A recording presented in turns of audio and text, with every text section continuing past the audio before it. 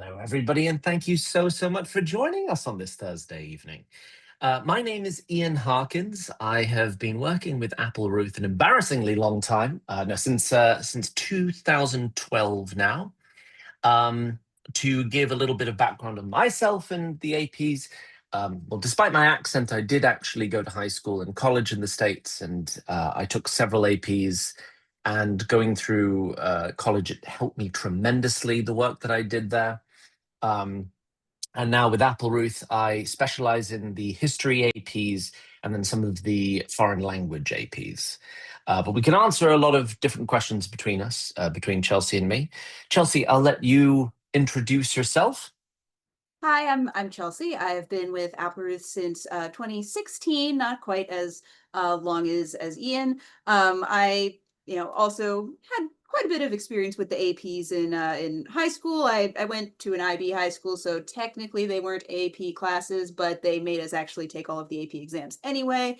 And my real specialty is in AP Bio, but also with some experience in AP Chem, more of the STEM side of things.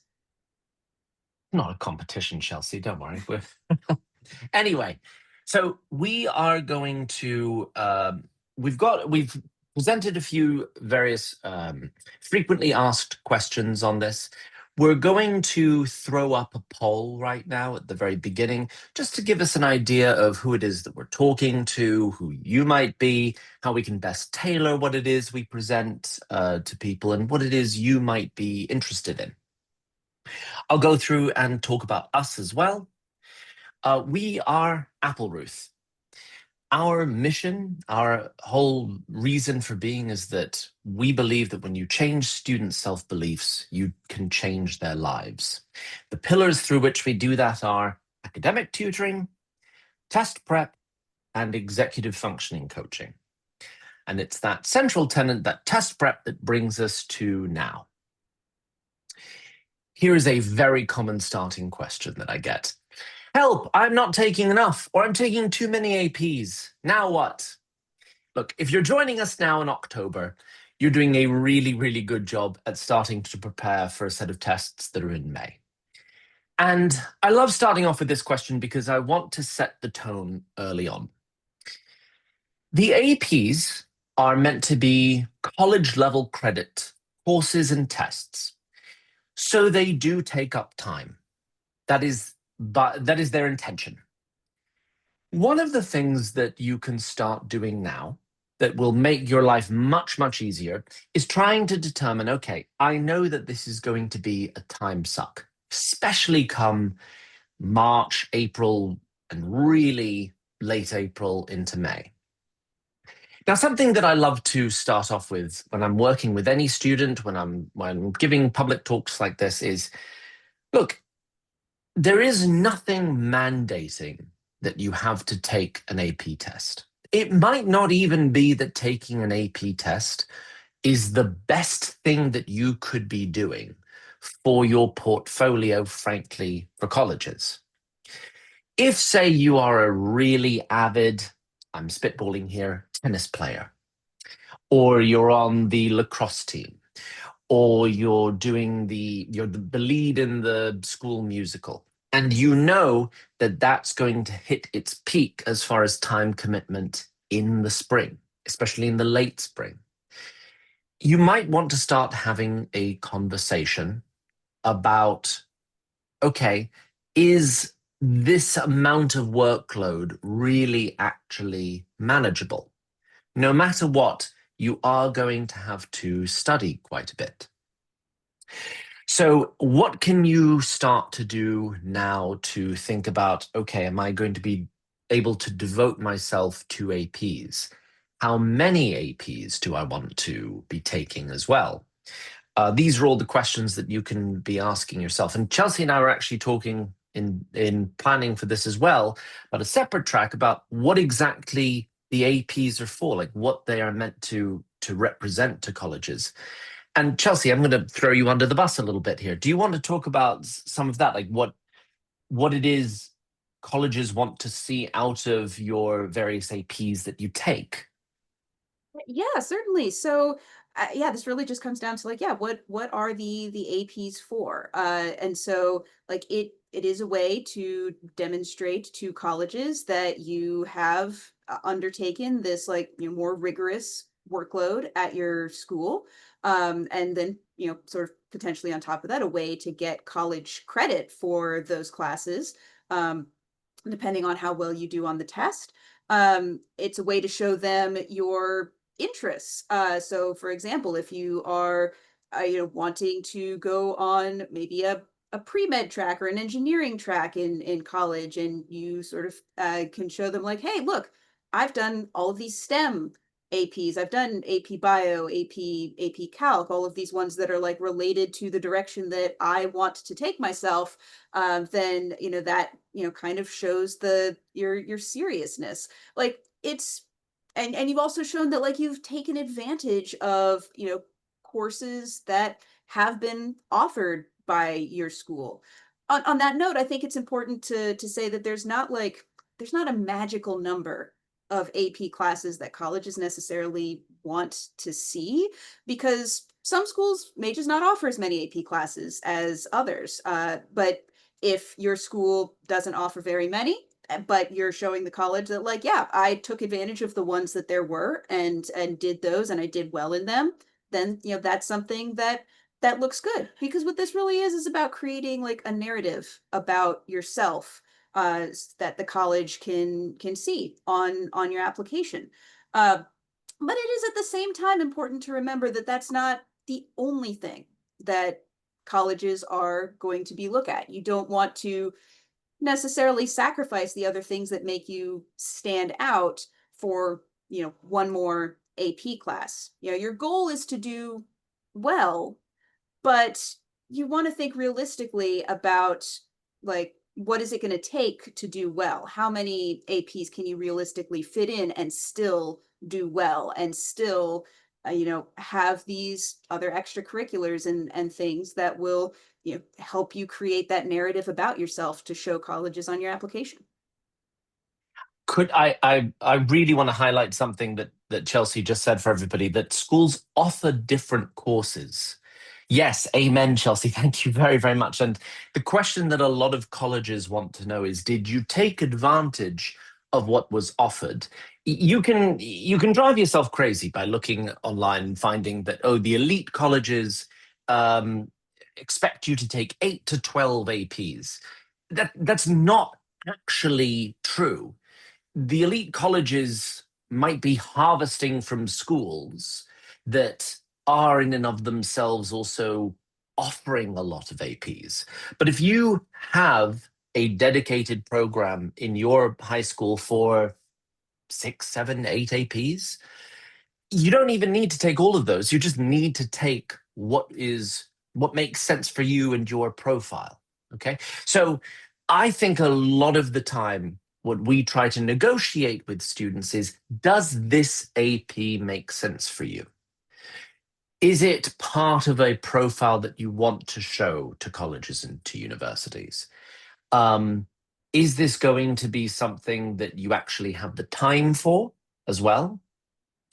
And is it going to help you? Like getting a bunch of threes and maybe twos on an AP is not going to be as effective as targeting some really good ones, but earning fours and fives on those. Fours and fives, I should add right now as well. That is how I was able to graduate when I went to college in 3.5 semesters, because I earned college credit from getting fours and fives on certain subjects. And I targeted what I really wanted to showcase to schools, both because they were my interests and because my high school was actually really good at teaching me those. So I felt I came in very well prepared. Um, and so it helped me later on when I was planning out, like, okay, how do I want to, can I place out of a certain requirement in college? Can I become accelerated in a certain topic? In my specific instance, it was like, oh, great, I can place immediately into like French 400 level. Wonderful. That's great. Um, Chelsea, did I miss anything that you do in planning with students? Like if you start meeting a student and talking to the family like this early on, even if it's somebody that you've talked to them about the SATs or the ACTs, and they want to talk to you about APs as well, what are some of like the first conversations that you have with the student? Yeah, so I think definitely like partially, like, yeah, I guess if we're talking about like students who are starting like AP prep more around this time of year, it's a little bit about like, what sort of support they're looking for in the class. And potentially also considering like, what other APs are they taking over the year. So like is this one of like, one of two APs that they're taking, or are they trying to take, are they taking three or four AP classes this year? How much time are they going to be having to spend, like, splitting between different classes, Yeah. and just making sure that we're not overburdening in any like one particular class Yeah. while still setting an appropriate pace to like do well. Yeah. Now, for a lot of people here, I think we're in mid to late October. So some people will be preparing, some people have just started AP, some people will be deciding if they want to do this AP or not. So here's another question that we get a lot. How do I know if my AP class is on track for the exam? There we go. So this question I put up because, in my experience, a lot of people might be new to some of the APs starting around now. And what I want to assure everybody of is that there is a lot out there as far as resources for you, not just school, not just us. The College Board does not make it a secret what the curriculum is for any of these tests. For every one of them, you will be able to go onto the College Board's website and you will find the course exam description. And it will outline like what the different units are, what the key terms are that they think that you should know. It's designed as a document for the teachers, but it's for everybody. Um, so there's a lot there that you can look at. There are, maybe do this later on, but there are some past exams, past official exams that they put up. It's not just practices that you need to look at for a book. There are actual past exams that you can see, and they also put up sample answers. So you can have a look at the kind of work that people do, what earns full marks, what earns partial credit, and you can start to say to yourself, like, okay, so let's say, I've got AP Euro on the brain at the moment. So apologies if I use AP Euro as an example here. But, right now, we've got 9 units, late October. Most people will have finished units 1 and 2, and we'll be on to unit 3, maybe starting to dabble in 4. Do I feel like I know a lot of these terms from units 1 and units 2? What do I have in front of me for unit 3? So you can have this syllabus, this course exam description open next to you as you're plotting out like where else the course is going to go. This is something that you can return to later in the year. Now, I should also add, because a lot of people come to us worried, concerned, shall I say. Some teachers do not follow the course exam descriptions linearly. Now, I can understand the anxiety behind that, but also at the same time, I'm not coming in here dissuading teachers from doing that. We want that from teachers. They know full well that they are teaching to a course, but really this is college level, very interesting stuff. And we want teachers to be able to communicate to their students about what interests them. We want them to navigate through the course in a way that makes sense to the teacher. So you can also go to a huge resource like this early on, can in fact be your teacher. Speaking as a past teacher for APs myself, like, it would be wonderful when students would come up to me asking about help on past things or when we were going to get to something else, because then I knew they wanted to take it seriously. I mean, teachers know how their students do on the APs. It makes them look good for the students to do well as well. So we're all in this together. There are plenty of things that you can do to get your teacher on your side. Chelsea, have I missed anything?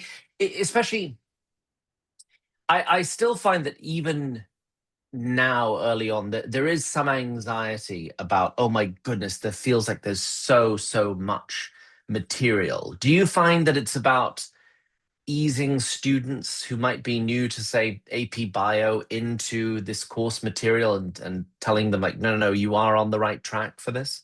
Yeah, I mean this time of year, I mean, yeah, like you said, we've probably just gotten past the first couple of units because like yeah, I can definitely speak a little more to AP Bio specifically. It is a lot of information. I mean, if you just Yeah. I totally second you on like the course and exam description. That is like definitely the first resource that I like to point students to because it is super thorough. I think it breaks everything down really nicely in terms of like, here is exactly like what material you need to know for each of the different units, like, and like broken up into like key ideas and like essential information and things like that. And, also telling you about like, and here's the like really specific stuff that you actually don't need to know. Yes, you need to know like what an amino acid is, but no, you don't need to be able to identify the 20 different ones from their structure. So like that's like just a really nice component of that document that I love to highlight, especially when students are like going like, oh my goodness, this is so much information. This is a fantastic resource to know. Here's exactly what you do and do not need to know. And, at the beginning of the year, like we can very much just like ease you into this very nicely. It builds upon itself really well and gives you a really good framework for going back and reviewing when you need to. Now, I should say, sorry, everybody. We will also have time for a question and answer at the end of this. There are some absolutely brilliant questions that are already coming up. Please, please, if there are questions that this conversation's sparking, I beg you, put them in the question and answer, and I'll either type an answer or I'll answer it live at the end. That's exactly the kind of thing that I want to know that we're doing. We're sparking interest for everybody. Yes, Chelsea put it brilliantly in playing second fiddle to her. Now, if we get this same question around February or March, now then a lot of what we can do to help and what we would encourage a student to do, in fact, you can do it yourselves, is to start saying like, okay, it looks like maybe the final unit we're not going to have as much time to do. So maybe this is something that I can start to do myself. Um, if it's really a month per unit, if it's a 9 unit or even a 7 unit, that's a good sort of rule of thumb. How should I plan out my study program? Um, Brilliant question, Internet. Yeah, Chelsea, how should they plan out their study program? Well, so again, I think this depends a little bit on when you're starting. So again, if we're, starting about like, if we're talking about starting now, where we've still got a lot of time between now and the actual AP exam. Early on, like, work on starting to learn that early content. Familiarize yourself with the exam question style. You don't need to, I'm not saying that like you need to be taking like practice exams at this point. In fact, I would advise against it because Mhm. you haven't learned enough of the content yet. It's, you're probably not going to do as well as you would hope. But a lot of teachers are going to be giving their exams and quizzes in AP question style. They'll like maybe sometimes pull questions off of whatever college board resources they have, or they'll be writing their questions to sort of like mimic the like multiple choice and free response style. So like being familiar with that and like learning what to expect can be very useful in terms of like doing well in the class early on. um and I think sort of keeping good track of like what you feel is easy and difficult for you in these first couple of units. Like if you are finding like, ooh, okay, yeah, the cell communication unit, I felt like that was really, really confusing and I didn't do as well on, that material. You know, mark that as like something that you're gonna want to go back to in the future.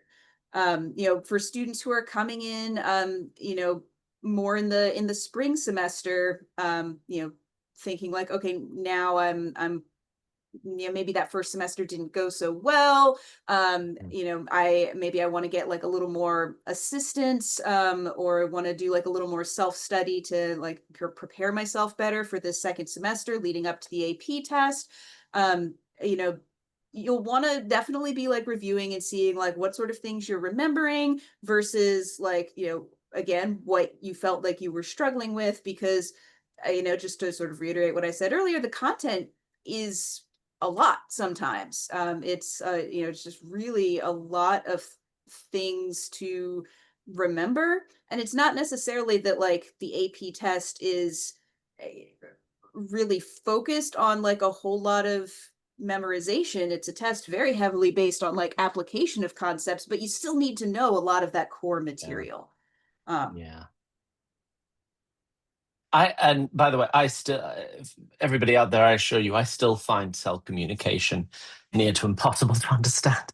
Um, Chelsea, you are getting at something that I get on my high horse about when we talk about how best to help students. So, like there, for everybody, I think that there are two prongs for students, teachers, tutors to keep in mind.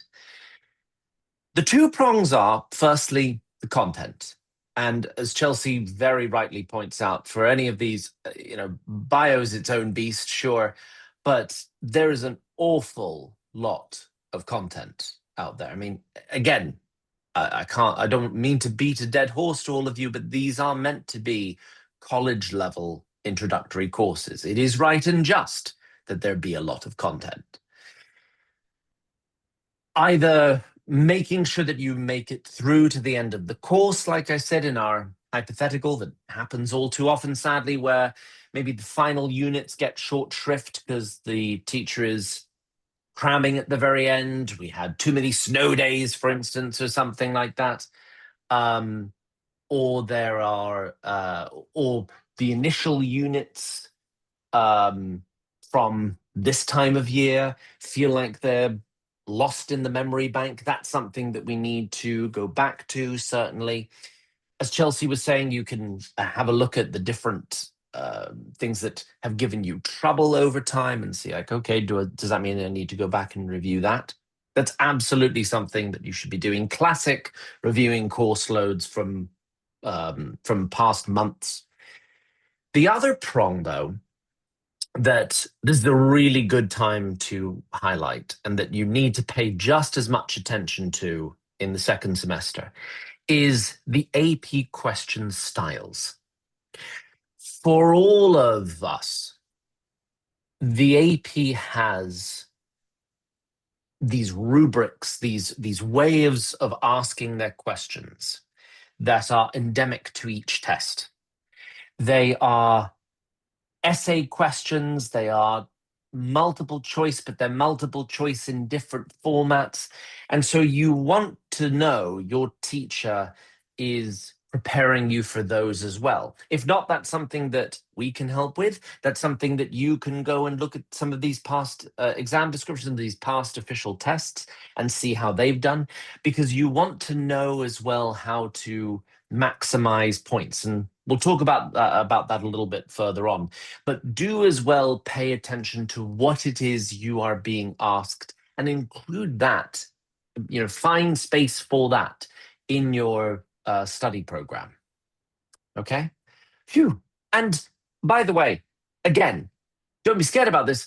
I hope I'm also communicating that there are plenty of resources out there for anybody who wants to do either one of those. Um, there's YouTube channels that can help you um, quickly get up to speed on different AP content units.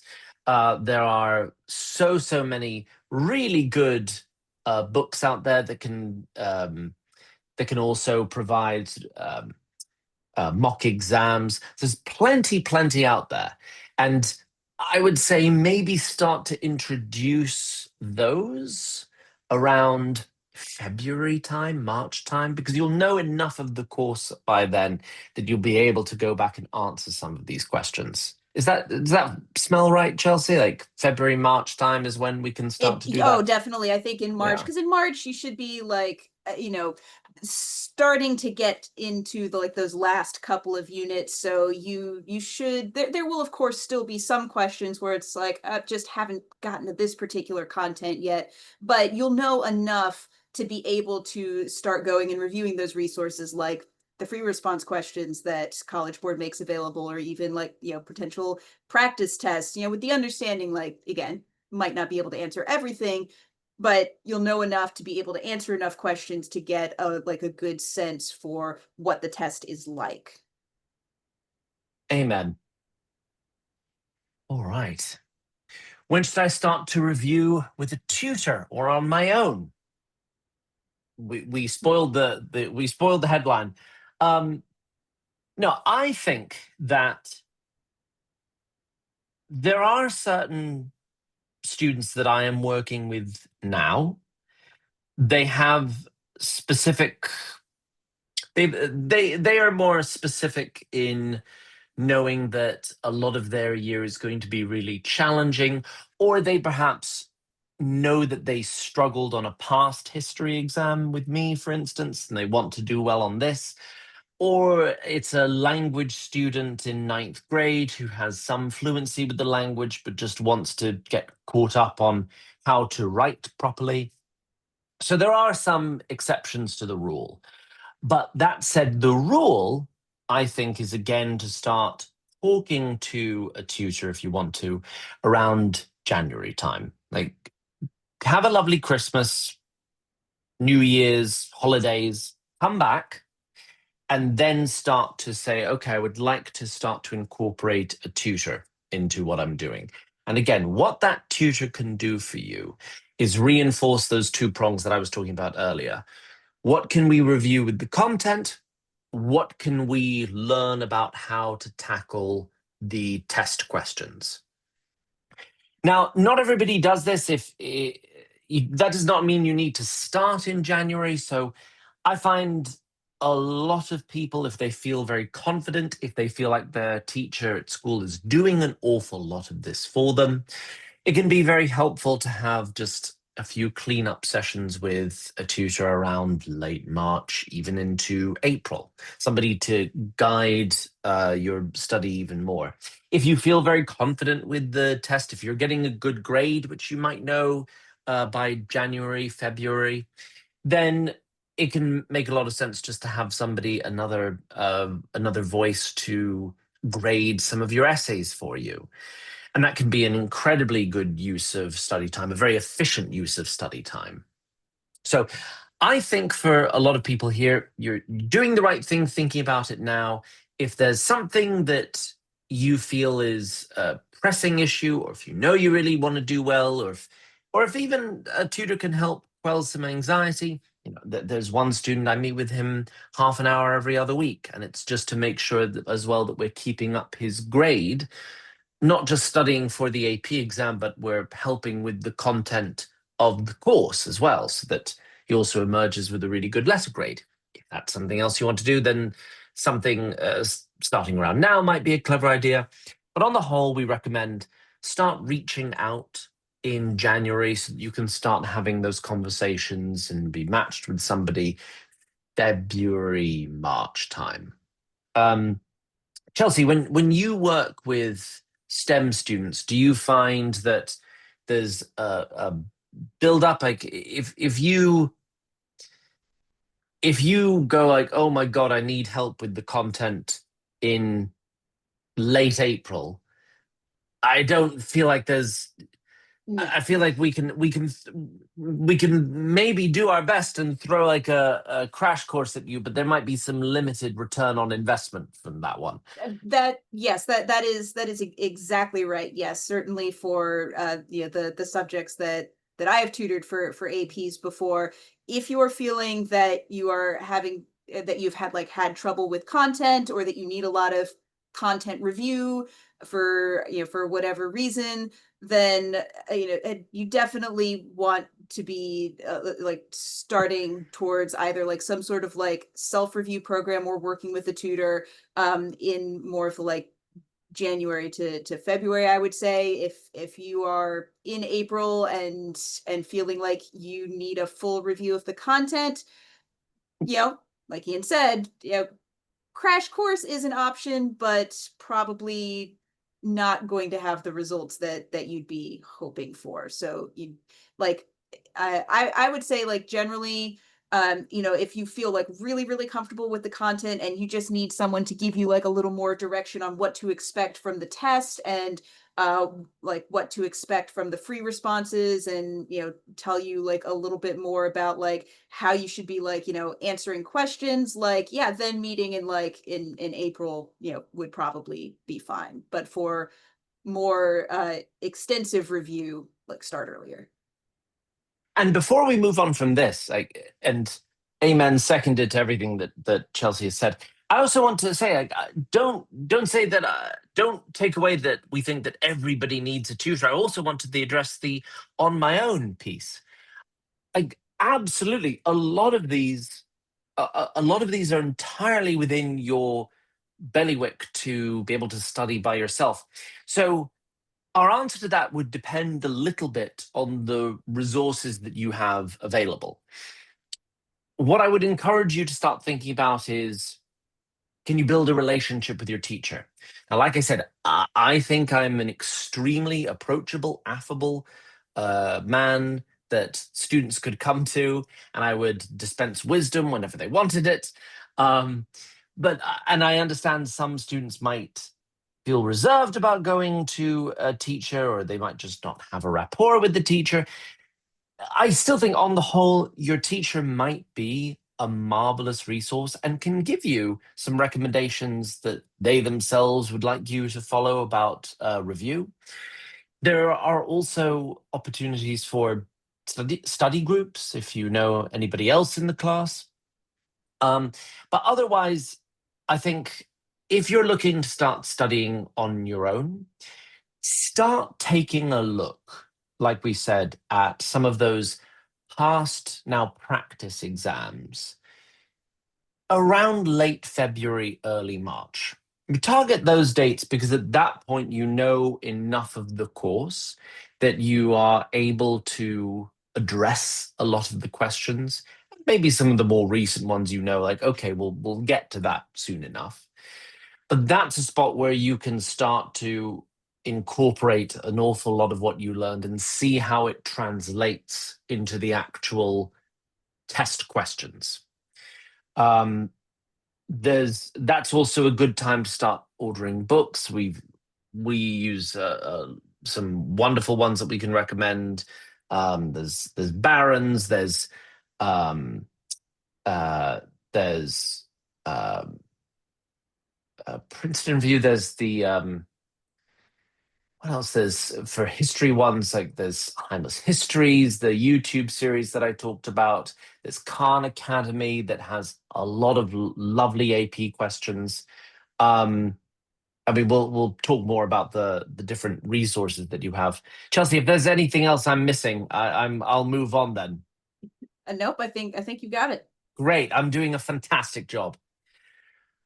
Um, what are AP graders looking for? Same thing the rest of us are: meaning, love, purpose. But also from you guys specifically, we actually, I got to play host to a marvelous series a few years ago, just coming out of COVID, from two AP graders. It's absolutely fascinating, and we're not the only one. You can go on and you can have a look at AP graders. They again, the College Board is not reserved about this. They are very, very open about what it is that they want from you. Um, they convene in these huge stadiums or school warehouses in like a central part of the country. That year it happened to be Kansas City, again, some centrally located US city that everybody could fly to from all across the country and that made sense. And they could all sit down, they could all say, okay, here are the questions. These are the kinds of things that we're looking for. So, one thing that really, really became highlighted for me that I need to communicate to everybody on this. Um, Take, for example, the AP Euro. Again, I apologize. I have AP Euro on the brain, everybody. So there was a marvelous question at one point. Marvelous in the sense that it really illustrates this point. Um, the course exam description will go through and be pretty thorough about what all it is it expects students to know. And then came the document-based question. Now, the document-based question is the meatiest, longest essay on the AP Euro. And all of a sudden, it was about a really finite time period in Spain, in the Spanish Golden Age, about the silver trade. Nowhere really in the course description does it go into depth about the silver trade. And the point was not to say, foolish you, you didn't look at the minutiae of the silver trade. What they want is take this really specific thing, and then we're going to ask you to broaden it out. Knowing what you know about all of AP history, AP European history, what can you use the silver trade to help illustrate in a broader picture? And there's nothing that, you don't need to invent something. They've given you plenty of documents. It is about digesting what's in front of you and connecting it to broader themes and to be able to inject something like this so that if for the rest of your life, if anybody came up to you and said, oh, there's this very interesting discovery about who actually painted this Italian Renaissance painting and what this meant for Venetian commerce. You could come in and say like, oh yeah, I know, that's really interesting. I've never heard about this specific painting, but I can tell you about Venetian commerce from 1450 on and how important that was to the setup of the Silk Road and how important it was for Europeans to find their way around Africa so that they could get to India, something like that. And I know I'm picking some really esoteric point here to illustrate that it is not just about they expect you to know everything. Chelsea has already said they don't expect you to know the 20 different ways that an amino acid can bind. And God, I don't even know if what I just said made sense, Chelsea. Um, but they want you to be able to learn enough of the broad strokes so that whenever something specific comes up, you know how to incorporate that into your learning and that you can still say something interesting if presented with enough facts about it. Chelsea, the sciences aren't too different. I don't think I'm just harping on the histories and leaving everything else out, am I? No, no, AP Bio is exactly the same way. They used to be a lot more like, rote memorization, tell me everything you know about the immune system. But back in between 2012 and 2013, they did a really big overhaul of the test, and now it's all really like application focused. Like just sort of an example similar to yours is they might give you like here's a diagram of a metabolic pathway that makes a molecule that is used in like the root growth of plants, and you will never have heard of this specific molecule like in your AP bio class. Like they don't expect you to have heard of that before. what they expect you to be able to do is look at that diagram and understand what the sequence of events is, and if this particular step is inhibited, how is that going to affect the production of the molecule, or connect it to like larger like core concepts of gene expression, and it's like, okay, where in this diagram does the translation of the protein take place? So it's really all about, like, yes, there is some content that you need to learn, yes, there are some processes you need to know, like, some specific details of, but it is absolutely like heavily about being able to take those core concepts and understand how they, like, how these more specific scenarios fit into them, and be able to like make those connections. Amen. Thank you. Yes. Now, all of that said, again, we have talked as well about how the College Board is also at the same time not shy about being really open about, but here's how we grade things. A lot of these essays, a lot of these written responses will have very specific rubrics, like, hey, there's a maximum of 6 points on this. And when you do your practice, can you say, did I contextualize it? Did I include a thesis? Do I have 3 specific examples? Have I formatted everything correctly? These are literal check marks that you can tick off. So it's funny, you also need to be hitting certain spots, certain points in your routine almost, even as you are creatively incorporating this piece into your knowledge base. So yes, please, please, please, at the same time, get familiar with the ways in which they will award you points on written responses. And that's a big thing that you can do for yourself. Even going back to the last question about self-study, right, Chelsea? The AP Bio is notorious for this. One of the things that I like, when I'm going over free response questions with my AP Bio students, is I always want to make sure they understand, like, yeah, what are the graders looking for? What are you actually getting points for? And I believe this is true for some of the other STEM APs as well as AP Bio, but the course and exam description provides a very nice list of task verbs that, if you're like looking at the free response questions, these are like words that are bolded in the question on the exam as the, like, the signal that this is the thing that is going to get you the points. This is what you have to do in order to get the point here. And this is another place where the course and exam description comes in really handy, because it will explain to you, here's what they're looking for when they use this particular task verb. If they say, identify, super basic, like answer, like one sentence, like basic information is fine. If they say like justify, then you have to have a like a logical reasoning to support your answer. You have to have like a little bit more of the, like, the why and the how behind things, rather than just a, like, here's what it is. So it's really useful. We are coming to the end of at least our pre-prepared remarks. I'm trying my utmost to make sure that we have time for any questions and answers that we might pose by the end of this.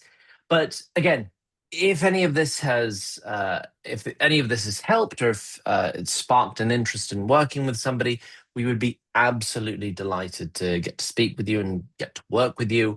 There's very easy ways to get to talk to us. You can call that number down there. You can go onto our website, appleruth.com. You can scan the QR code. You'll get a copy of this later on as well. But it would be an absolute pleasure to get to speak with any of you. We also run final review classes closer to the test date, where students who want to have a quick sort of rundown, okay, now I know what I need to know. How are they going to start asking me these questions? I will do some group classes like that with students. Yeah, and they're very, very well attended. They're popular. They seem to be very helpful for students. So without further ado, let's get into the question and answer portion. While we do this as well, We're going to throw up one final poll. It would be lovely to hear from you. This is our sort of exit poll that we just want to know, like who again, who our clients are, who come to this, so we can tailor some of these later as we go along to who's showing up, and that we can make sure that we're doing that we're actually being relevant to everybody here. While we're doing that, while everybody's doing that, I'll start with some of the questions. I've got a great one here. Is there a resource you can recommend that has questions separated by units to help students do well in class? Yes, Khan Academy, spelled Khan. Uh, Khan Academy has a specific relationship with the College Board that has, like, Quizlets, flashcards, things like that. So they're sanctioned by the College Board, and they provide some really interesting reviews, questions, things to highlight, summaries of the course curriculum. The course exam descriptions on the College Board website can also offer that as well. Us, that's another thing that can help you, is us. Chelsea, what would you say as well? Did I hit all the points? Yeah, I think I have to agree because, like, unfortunately, as much as I do love the, like, you know practice, like, free response questions from, like, the old tests that College Board puts up, those are sadly not broken up by by unit. You'd have to, like, sort of go through each one and look through, find which one was on, which questions were on the unit that you were on, which is not as efficient, I would say, Yeah. as other resources. We have another question I've been saving for now. My student reads in advance, studies hard in AP US history, but not doing well in weekly quizzes. Any advice? My heart goes out to him. So yeah, US history. So what I wonder um, is the student losing points based on knowledge? Are the format of the quizzes multiple choice, or is it written responses?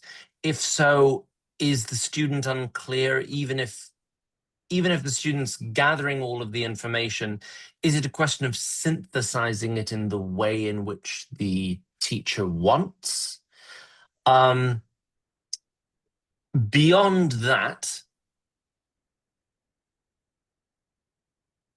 it might be helpful. This might also be an example of somebody who, as they're studying, should also have College Board course exam description open, because yes, it goes through the different units, it goes through some of the minutiae, it highlights some of the important characters in each of them as well, or important terms, important dates,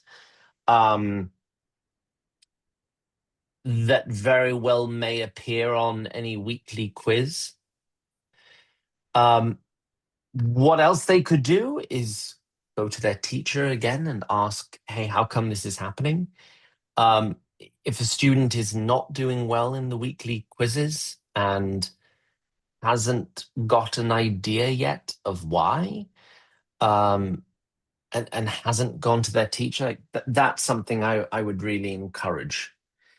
Is it clear? And I would wonder, is it clear? Are you getting feedback from the teacher when they grade and say you're not doing well? Are you just like missing the answers altogether, or is there something that, oh, I'm not going to give you the full point because you didn't write this answer, for instance? Chelsea, I know it's not AP US history, but if a student's not doing well in weekly quizzes and maybe is concerned about grades, would it be worth, like, meeting with somebody even now, do you think? So that they can maybe right the ship as far as grades, and then meet It more it in could earnest be, with the yeah. tutor later? Yeah. I mean, like, certainly, definitely, we have students who are, meeting with tutors at this time of year because they want support Yeah. in the class. If things are, for whatever reason, not going well, if you know quiz grades aren't looking the way that they'd like to look despite study. Yeah, when I saw that question, my first thought was perhaps kind of along the same lines as yours of like, what is it that's being missed, and could it be a case of like having the content knowledge, but maybe it being like not knowing um the way that it needs to be, like that knowledge needs to be synthesized and like put forth in an answer, um in that sort of like AP style. Yeah, that'd be my initial hunch. Um, well, with that, we've reached the end of the questions. I'd love us to sign off with one other thing. Um, that I know full well that the APs present a moment of heightened anxiety in the course of a high school student's life. I mean, this is for a lot of people their first encounter with a standardized test, and it carries meaning. There is consequence to it all of a sudden. I mean, I talked about how it earned me college credit so I could graduate sooner. It was impactful to me. Um, but I don't want people leaving this thinking that, oh, that means I've got to take 10 APs. I've got to study for an extra AP beyond what my school offers, maybe. Or I have to maximize the number of APs that my school has to offer. Everything from AP Spanish literature to AP Comp Science to AP Art Studio. No, that is an inefficient use of time. The APs, I think, are meant to build upon a portfolio of who you are. Colleges and universities are, after all, accepting a human being. The APs are meant as a way for you to highlight your interests, the things that have inspired you, the things that you have found interesting academically in high school, and a way for you again to say, no, I really mean it. Here's how far I went. Um, I back in the day took 6 APs, and it was clear from my statement, from other other extracurriculars that I had done, life experiences, that I very much meant to continue with those in university. So again, these are not meant to replace good grades. Making sure that you are studying things that you actually want to study, that you feel like you can get the grade in. Like I said, doing well on some APs is way more impactful in fleshing out who you are than going through and maximizing the number of APs that you take, and earning threes on all of them because you get burnt out. These are also not meant to replace any of the extracurriculars that have made you who you are.